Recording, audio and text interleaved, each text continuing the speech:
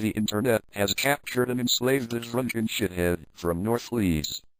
He must remain within the greasy web of cyberspace until he has pleasured himself to all available smut video. He must wank his way to freedom. It begins. Welcome to Digital Cruster.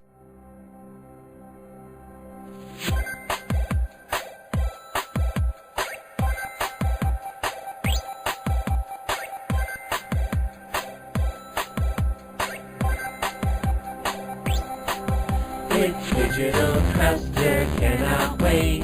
Digital Cruster, it is great. Digital Cruster, Digital Cruster. Man, this podcast is so cool. It's Andy Bomb from North Leeds School.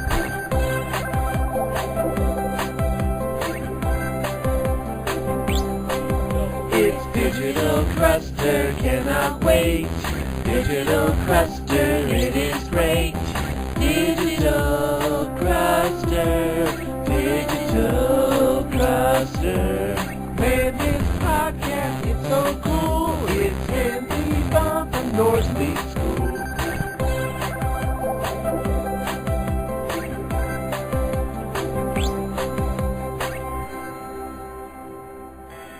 So I went to Subway today, which is fucking shameful because I walked right past a good deli to get to fucking Subway, and yeah, it was a shitty sandwich.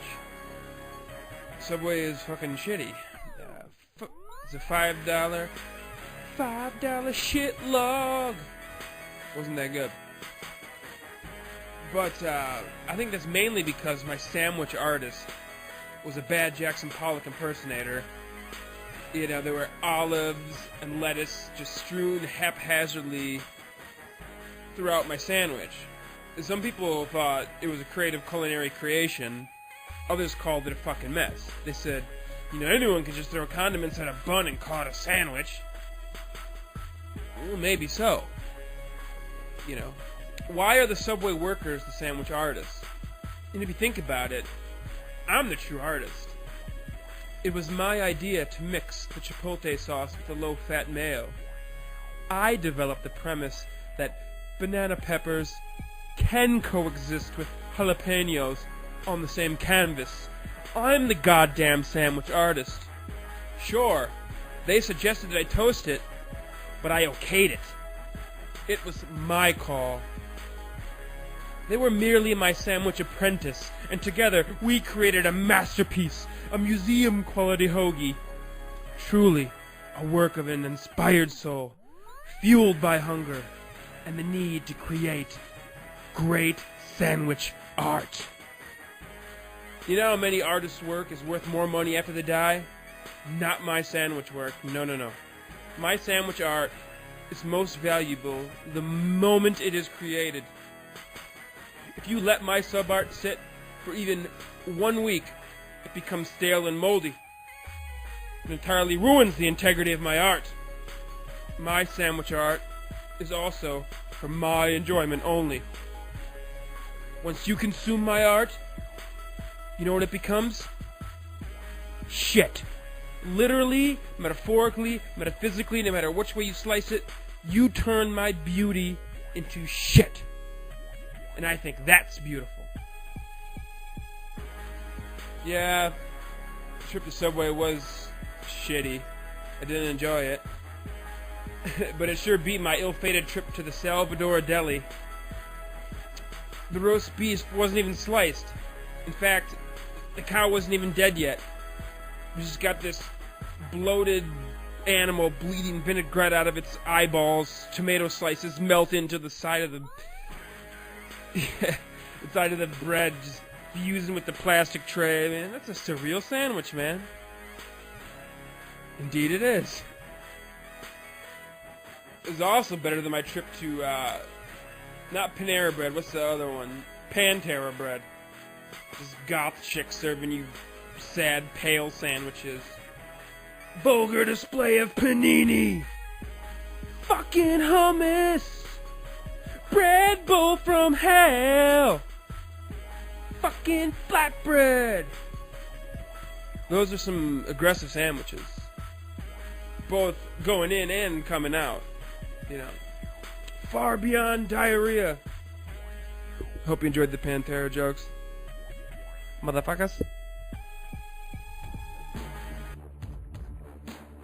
It's, summer in northern Wisconsin, so, I'm up in a buddy's cabin. A bunch of my friends, a bunch of drugs, a bunch of booze, we're just getting after it. And a pretty wicked bender.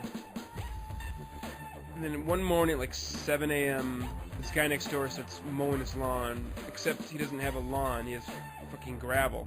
So he was push mowing gravel. Because he is a stupid, mindless, soulless life, and he knows nothing but to do work, but to do tasks. So he wakes up at 7 a.m., doesn't know what to fucking do, so, he values hard work just for the sake of hard work, so that's what he's fucking doing. He's a tool. Then his wife wanders over. And this dopey cunt shuffles her fat ass over and tries to give a shit. Oh, you boys are just getting up. No, actually, we're going to bed. We're just coming down, ma'am. Oh, you kids need to toughen up. Hell, I'm 48 years old, and I'll party all night, and then boom, right back at it. Bitch, you had a glass of Franzia sangria, and then 2 spotted cows while bumping Kenny Chesney, and you went to bed at 10:14. Then your loser husband rolled over and gave you a 3-minute mercy fuck with a half a heart on. Enough, lady. For the last 48 hours, I've subsisted on nothing but gin, Jim Beam, and Adderall. I'm completely spent. You get up at 8 a.m. so you can tool around this dumbass fucking lake on this pontoon boat. If I don't get this sleep, there's a good chance I will fucking die. Do you understand that? A lot of guys here. Where's the ladies? You know what, ma'am? You're right. There are no women in this rogue band of burnt-out gypsies. And you know why? There isn't a long list of quality, self-respecting women who would spend 15 minutes with this crew in this dark den of debauchery, let alone an entire fucking weekend. And I'll admit, things got a little gay last night. They did. A guy may or may not have put his pecker in a hot dog bun. A dude, maybe, if my recollection is somewhat correct, smoked a bowl, naked, spread eagle on a trundle bed. That sort of shit happens. Especially when you put vodka on top of mushrooms, on top of cocaine, things tend to open up a little bit. So take your ass back to your quaint summer cottage and mix up a pasta salad or whatever the fuck you do and annoy the piss out of somebody else. Please. Let me kill myself in peace. Give me the silent dignity of my chemical-induced demise. Go. Read your Daniel Steele novel and just ignore this homoerotic Fellini film being played out next door. Pay no mind, miss. Oh, and you're not a cougar? You're a sloth. With a sweaty fupa and a parched twat. And we're just a group of dudes trying to solve the world's problems. One acid trip at a time. If we need to borrow some wicker furniture, we'll let you know. If by chance your extra Adirondack chair would come in handy, you'll be notified.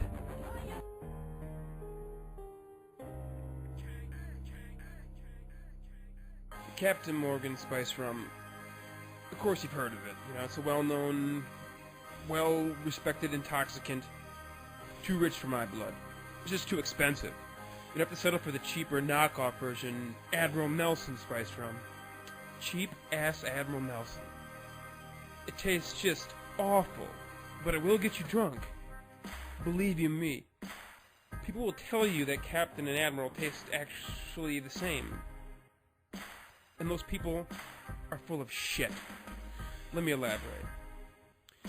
You see Captain Morgan, right foot resting on a jagged rock, stoic, confident, exquisite posture, strong chest, exotic parrot perched on his beautifully broad shoulders. I'd probably fuck him. I would. Come aboard, young man. We are about to set sail on a party vessel, headed due west bound for Pussy Island. We have many casks of spiced rum, scores of beautiful women, and upon arrival to Pussy Island, we will be met with music, more rum, more women, and your wildest dreams will be revealed. Whoa, sounds great. How much to ride, man? It will cost you a mere $20 a liter, practically a pittance. Fuck, man, I only have $10. I'm sorry. The cost of this drunken, naughty, nautical orgy is non-negotiable. Farewell, my friend, to Pussy Island. And he sails off, on the party vessel, to Pussy Island. And there I sit, lonely, depressed, painfully sober. But in my periphery I see this bloated, disheveled, torn eye patch. 2 peg legs, no parrot. It's Admiral Nelson. I couldn't help but overhear. I am Admiral Nelson. And I'm sorry for your tragic misfortune, but I too have a vessel, and I too will get you to Pussy Island, but for cheap. How cheap? $10. Okay, I'm with you, but what's the catch? You know, the captain had towering casks of fine rum and playful drinks and women. Does your ship come with drinks, Admiral Nelson?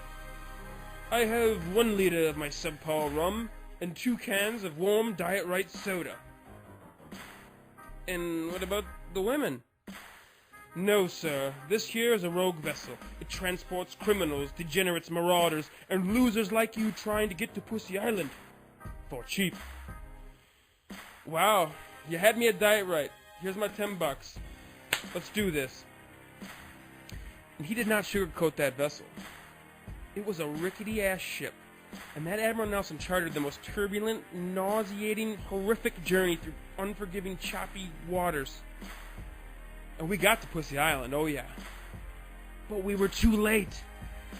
When we finally got there, the party on Pussy Island is over. All that's left is wounded humanity and a sea of garbage strewn about.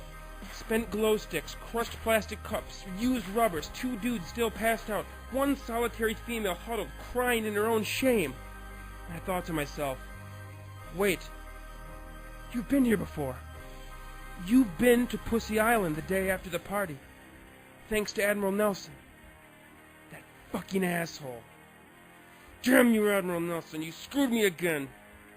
I have the worst hangover without having any of the fun. How the fuck am I gonna get home? I couldn't help but overhear your tragic misfortune. I'm Mr. Boston, and I ain't got no fucking boat. But I got a shitload of assorted cheap liquors, and I will help you drink away your troubles, asshole.